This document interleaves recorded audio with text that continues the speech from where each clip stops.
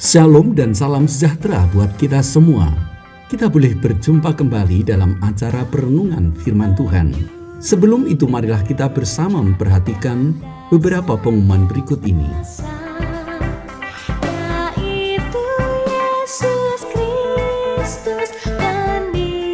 Untuk ibadah KTM pada Kamis depan, firman Tuhan akan dilayani oleh Saudara Kristio Witoyo. Mari kita ajak rekan-rekan kita untuk datang bersama dalam acara ini. Dan pada hari Minggu, firman Tuhan akan dilayani Evangelis Didik Mismanto. Marilah kita bersama datang beribadah kepada Tuhan, menikmati Tuhan.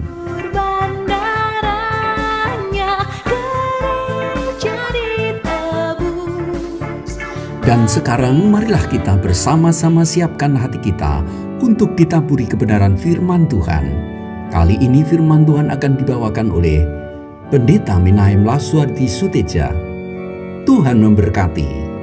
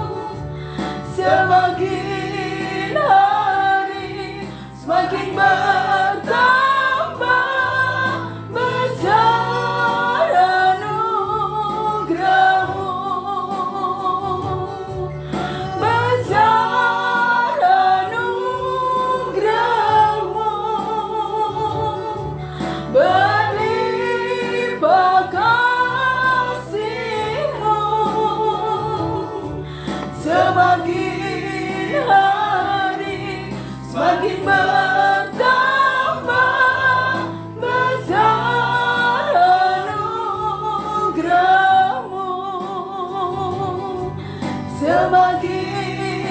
hari, semakin bertambah besar anugerah-Mu.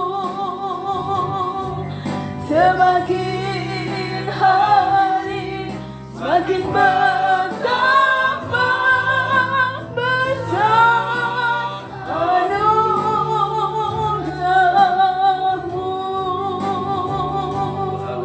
Terima kasih, kami persilakan hambanya.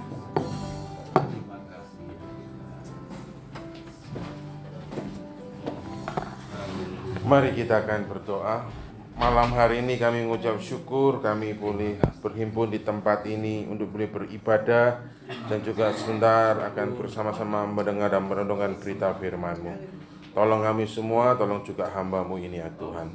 Dalam nama Tuhan kami Yesus Kristus kami berdoa.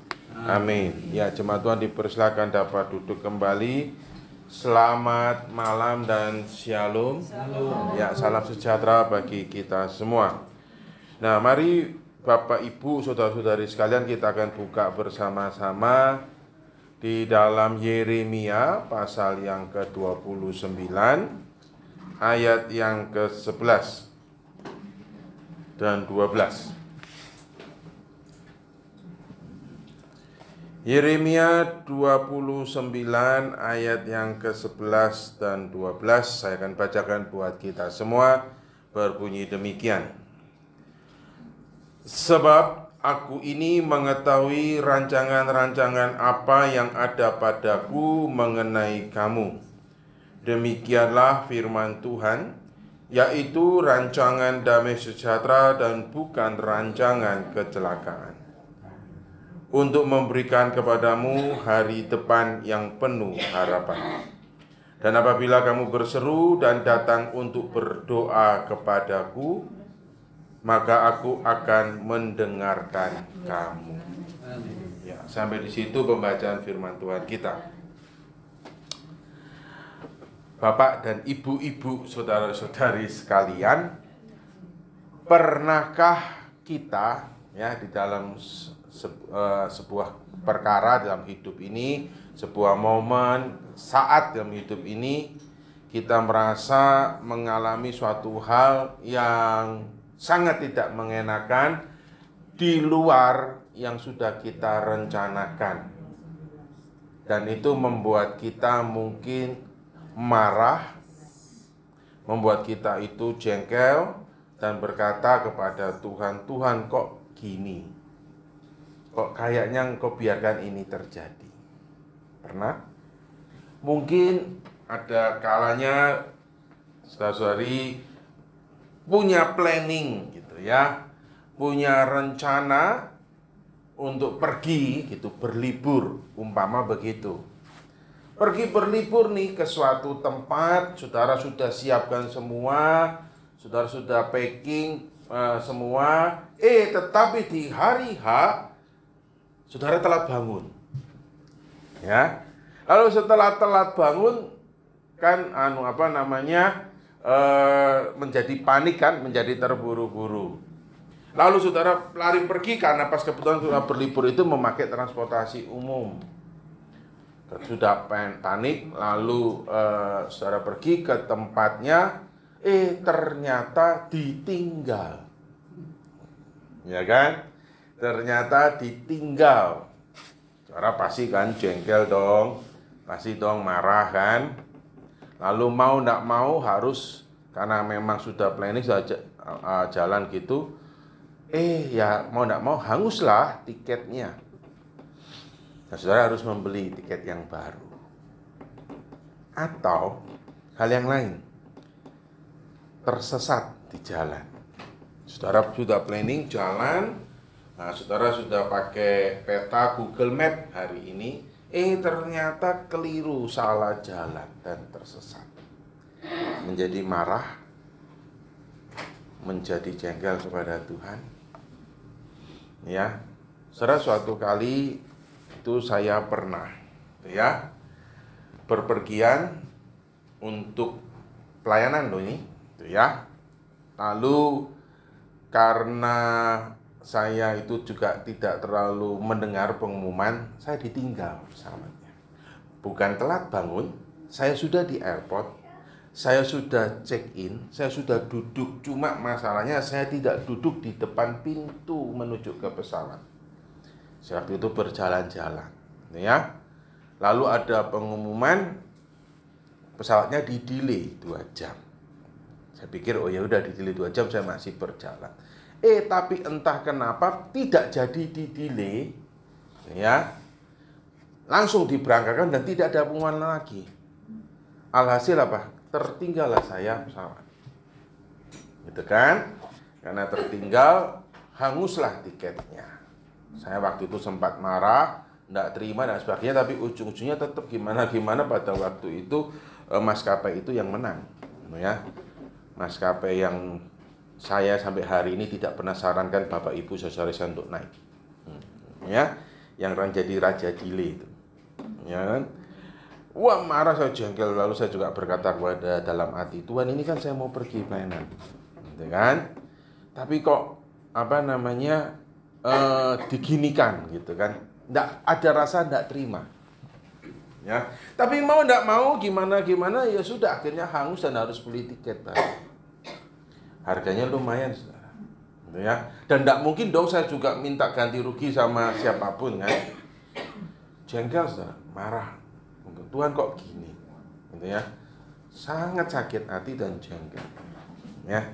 Nah, saudara, di dalam sepanjang perjalanan itu ternyata saya mendapati sebuah hal-hal yang baru yang disebut dengan pengalaman bertemu dengan orang yang juga ternyata sama-sama tertinggal dengan saya, yang juga sama-sama jengkel, lalu kita sama-sama pertama ngomel-ngomel dengan maskapai itu sampai ada berbincang-bincang gitu kan. Saya mengenal orang itu.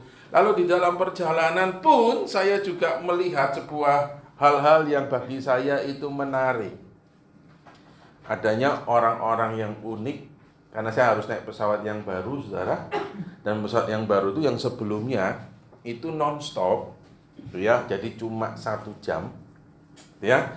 Jadi waktu itu saya harus ke Bandung, Surabaya ke Bandung cuma 1 jam. Tapi karena saya ditinggal lebih tepatnya, saya harus beli tiket dengan rute yang memutar, gitu ya. Lalu saya akhirnya bercanda dengan orang tuh, saya kok mirip kayak bangsa Israel yang diputar begitu kan.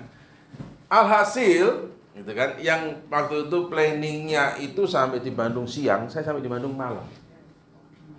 Tetapi di dalam perjalanan itu ternyata saya mendapat banyak sebuah pengalaman yang baru, yang menarik. Sebuah pemandangan-pemandangan yang menarik yang bagi saya bisa saya catat menjadi banyak sekali ilustrasi khotbah. Salah satunya saya ternyata, saudara, melihat dengan mata kepala sendiri yang membuat saya juga akhirnya menjadi takut, mendapat pengalaman yang baru. Ya, ternyata itu yang disebut dengan hidup itu tidak ada namanya kecelakaan. Tuhan kasih pengalaman yang baru. Ya, ini sebenarnya tidak ada relate-nya dengan inti khotbah, tapi saya mau kasih berkat pengalaman yang baru itu. Jadi saya tuh melihat sendiri, saudara, bahwa ada ini orang gitu ya, dengan body mirip security, tapi hatinya Hello Kitty. Ya. Jadi ketika saya harus naik itu memutar agak jengkel ini, gitu kan. Saya sama beberapa orang ketinggalan harus naik. Ketika saya duduk, tiba-tiba itu ada orang yang badannya keker dan tatoan. Saya pikir, wah ini kayaknya bodyguard atau preman gitu kan. Duduk di sebelah saya, duduk gitu ya. Lalu ketika duduk pesawat mau tinggal landas, dia keluarkan iPad-nya. Yang bikin saya takut itu bukan tatonya, yang bikin saya was-was itu bukan tubuhnya kekar, yang bikin saya was-was itu iPad-nya. Kenapa? Karena ketika dia duduk dengan badan yang tato, kan dia pakai baju, saudara. Bajunya itu kaos tanpa lengan. Kan? Wah, mirip-mirip kayak preman begitu. Tapi ketika dia keluarkan iPad-nya itu dibungkus dengan softcase Hello Kitty. Sungguhan, saudara. Kalau saya cuma kaget, kenapa? Saudara tahu ya, kalau aksesoris Hello Kitty itu kan pantang dipakai cowok. Nah ini dia pakai. Terus saya lihat dia tidak ada keluarga. Kecuali kalau dia bawa anak kecilnya, dia bawa anak gadisnya, kita semua masih tenang. Oh itu punya putrinya kan. Tapi dia sendiri. Yang lebih menakutkan ketika dia keluar iPad-nya, dia keluarkan suaranya. Nah, saya tidak bisa menirukan suaranya, tapi saudara tahu sendiri suara yang bagaimana, yang membuat saya agak menggeser kursi saya, duduk saya. Agak nyempit begitu, agak menjaga jarak. Karena kalau yang begitu-begitu itu biasanya kalau diajak ngomong nanti bisa disalah sangka kan. Nah selama perjalanan itu saya merasa wah ini kok pengalaman aneh gitu ya. Harus bersebelah dengan orang seperti ini. Dan saudara, tidak diminta, dia tiba-tiba mengajak berkenalan dan berbicara. Tambah takut, saya berpikir, Tuhan ini maunya apa? Saya sudah ditinggal pesawat, saya sudah harus memutar, harus 2 jam lebih duduk sama ini orang. Yang pertanyaan itu saya hanya bisa menjawab seadanya, tetapi dari situ saya diizinkan Tuhan melihat sebuah fenomena pemandangan realita di mana sesungguhnya ini orang pun juga adalah orang yang perlu mengalami kasih setia Tuhan. Saya tidak mengatakan saya berhasil menginjili orang ini, saya juga tidak mengatakan saya tidak tahu agamanya apa, tapi saya diizinkan untuk mengatakan saya ini seorang pendeta, saya harusnya berkhotbah, ketinggalan pesawat. Oh dia mengatakan, aduh kasihan ya. Waktu saudara ketika ngomong kasihan itu saya tambah takut. Gitu kan? Saya mengatakan, oh enggak apa-apa, Tuhan punya rencana. Gitu kan? Kenapa? Karena kalau saya terbawa gitu bisa cilaka kan? Nah, menarik kan saudara? Yang ingin saya katakan adalah di balik sebuah problem, di balik sebuah masalah, ternyata sesungguhnya ada hal yang Tuhan sedang berikan yang jauh lebih indah. Ya. Dan terkadang problem itu bukan salah Tuhan, tapi salah kita. Ya. Kalau sudah kita mengatakan bahwa Tuhan itu tidak pernah salah, yang salah kita. Kadang-kadang kita teledor, kadang-kadang kita menyepelekan. Sesungguhnya kalau mau refleksi tadi, saya ada unsur menyepelekan. Masih delay 2 jam, jalan-jalan dulu, kenapa? Kenapa? Karena persentase yang tertinggal pesawat itu tidak lebih daripada 10%. Yang 90% semuanya naik pesawat karena semuanya berdiri duduk di dekat pintunya situ. Nah, saya kan sama berapa orang pikir masih lama jalan-jalan, jadi teledor sebetulnya, lengah. Nah, problem itu sering kali ya memang karena salah kita. Dan Tuhan itu baik, karena kita yang buat salah, tapi Tuhan yang berkemurahan loh sesungguhnya. Yang dimana sering kali kita yang buat salah, tapi kita yang nyalahkan. Mulai dari nyalahkan sekitar, sampai nyalahkan Tuhan. Tapi di tengah-tengah problem yang kita buat, di tengah-tengah masalah yang kadang-kadang karena ulah kita, tapi Tuhan itu tetap berkemurahan. There is no life of accident. Tidak ada yang namanya kecelakaan dalam hidup ini. Segala sesuatu itu ada di dalam rencana kebaikan Tuhan. Sebagaimana juga di dalam ayat yang kita baca. Saudara, ayat yang dibaca ini menjadi lanjutan dari sebuah firman Tuhan yang disampaikan melalui Nabi Yeremia dari Yerusalem kepada tua-tua di antara orang buangan. Ya. Jadi ini adalah firman Tuhan yang disampaikan melalui Nabi Yeremia kepada bangsa Israel yang diizinkan mengalami pembuangan di Babel. Kenapa bangsa Israel dibuang di Babel? Karena dosanya dan ketegar-tengkukannya. Ya. Nah, di tengah-tengah keadaan seperti itu, di tengah-tengah sebuah keadaan yang kalian hilang harapan, di tengah-tengah kejadian momen yang begitu amat tidak menyenangkan tentunya, di situ firman Tuhan dikatakan bahwa tetaplah engkau, ya di situ hiduplah seperti biasa, ya yang disebut seringkali kita dengar juga dengan kesejahteraanmu adalah kesejahteraan kota di mana engkau tinggal, doakan. Dan sampai ke ayat yang kita baca dikatakan, sebab aku ini mengetahui rancangan-rancangan apa yang ada padaku mengenai kamu, yaitu rancangan damai sejahtera, bukan rancangan kecelakaan, untuk memberikan kepadamu hari depan yang penuh harapan. Ayat sebelumnya dikatakan bahwa bangsa Israel dipanggil untuk tidak goyah, tidak terlena mengikuti ajaran nabi palsu yang memberikan janji-janji PHP, Mas. Tapi tetap terus teguh kepada firman Tuhan, yang dimana bahwa nanti 70 tahun, genap disebut dengan tahun Yobel. Nah, itu situ Tuhan akan bawa kembali. Tapi bukan hanya, enggak apa-apa nih pembuangan sebentar, Pak, besok kita pulang kembali. Tidak. Tuhan izinkan mereka harus di sana. Tetapi dikatakan lalu bukan berarti lalu engkau dibuang dan terhilang. Di balik masalah, di balik problem yang begitu berat yang sedang dialami bangsa Israel, dikatakan apa? Ada sebuah rancangan damai sejahtera untuk memberikan kepadamu hari depan yang penuh harapan. Maka itulah dipanggil engkau harus berseru, sungguhnya dalam nada aslinya ya. Bangsa Israel harus berseru dan datang berdoa hanya kepada Allahnya. Allah yang membawa dia keluar dari Mesir. Allah Ishak, Allah Abraham, Allah Yakub itu. Dan dikatakan bahwa kalau engkau berdoa kepadaku, maka aku akan mendengarkan kamu. Nah, maka Bapak Ibu saudara sekalian, demikian juga dalam kehidupan saya dan saudara. Pernahkah kita dalam hidup ini juga kita sedang mengalami sebuah problem yang hebat? Apakah mungkin lebarannya seperti tersesat dalam hidup ini? Mengalami masalah yang bertubi-tubi dan saudara berdoa dan doa itu kayaknya enggak ada jawabannya. maka ketahuilah, bukan berarti lalu Tuhan itu tidak ada. Bukan berarti lalu Tuhan itu tidak benar.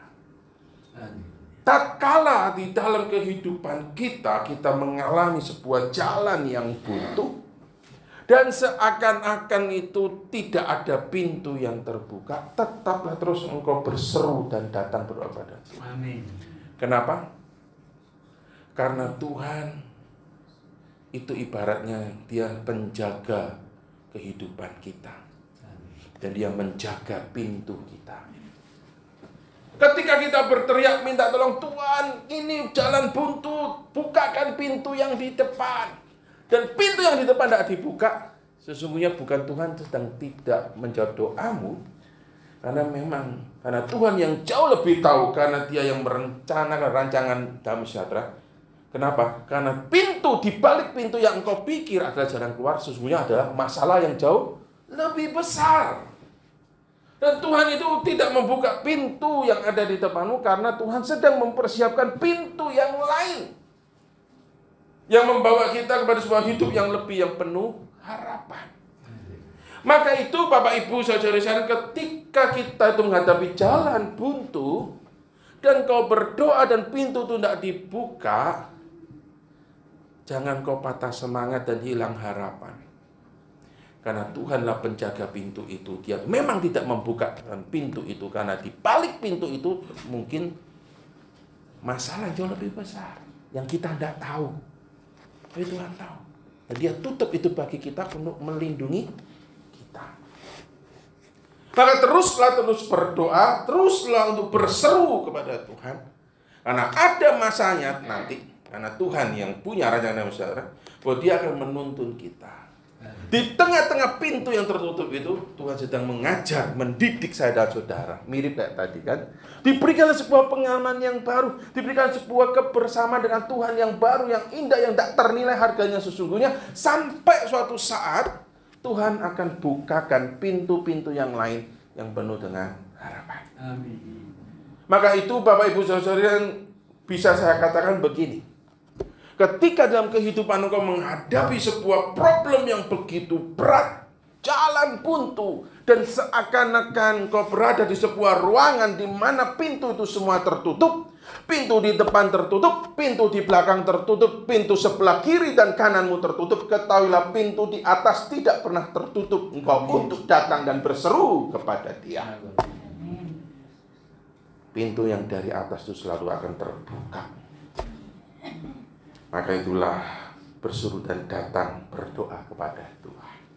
Yang dimana suatu saat Tuhan akan menuntun kita.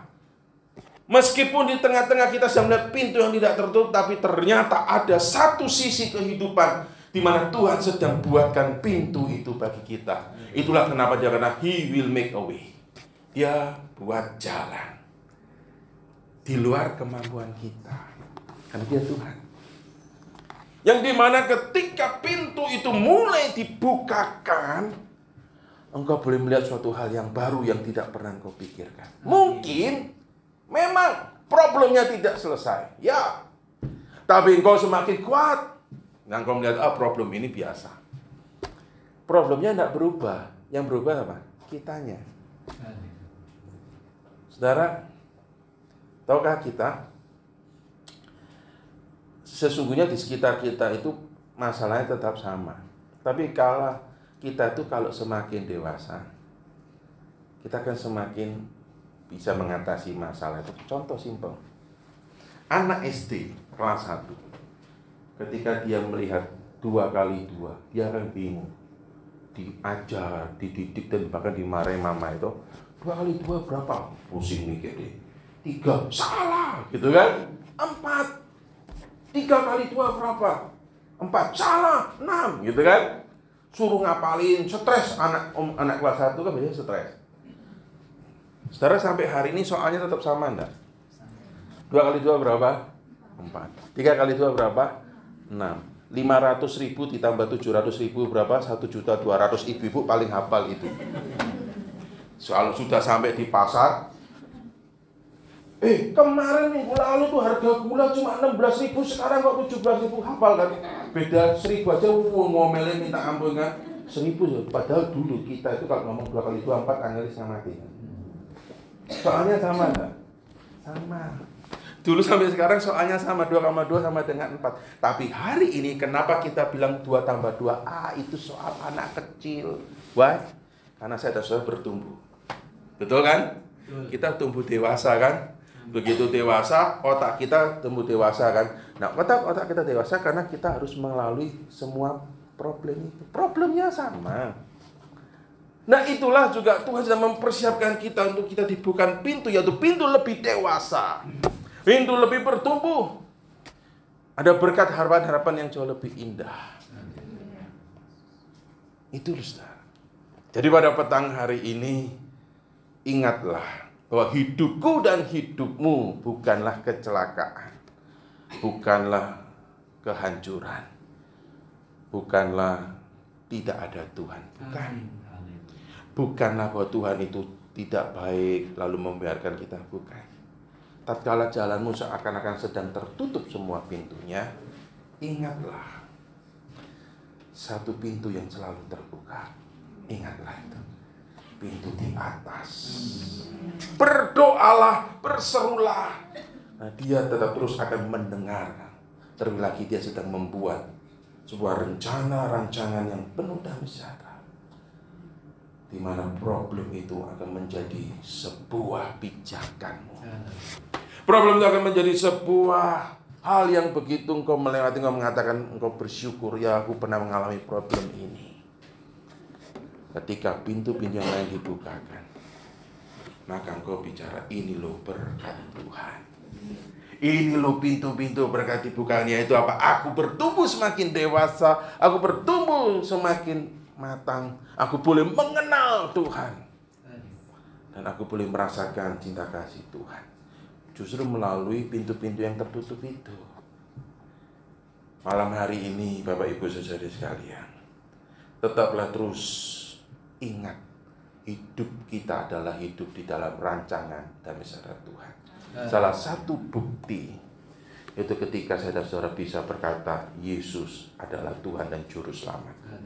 Itu kalau tidak pekerjaan Allah Roh Kudus, kalau tidak Tuhan sudah merancangkan yang indah, tidak mungkin kita bisa ngaku itu loh. Percayalah itu. Itu menjadi sebuah awal. Maka itulah firman Tuhan mengatakan bahwa Tuhan Yesus sudah memulai sebuah pekerjaan yang baik dalam kehidupan kita, yaitu memberikan anugerah. Maka dia yang akan tetap terus meneruskannya sampai kepada akhir itu kita. Jangan goyang, jangan panik. Tetap terus berseru pada Tuhan. Mari kita akan berdoa. Biarlah petang hari ini ya Tuhan, kami boleh kembali diingatkan bahwa Engkau Tuhan yang tidak pernah meninggalkan kami. Hidup kami bukanlah hidup kecelakaan, tapi hidup yang di dalam rancangan Tuhan. Tolong kami semua Tuhan. Di dalam nama Tuhan kami Yesus Kristus kami berdoa. Amin. Puji Tuhan, saudara-saudaraku diberkati oleh firman Tuhan pada malam hari ini. Puji Tuhan. Problem apapun, masalah apapun, ingat, Yesus tidak pernah merancangkan kecelakaan buat kita. Apapun sekarang yang kita alami, semuanya tetap dalam kendali Tuhan. Ya. Puji Tuhan, Tuhan berkati kepada Bapak.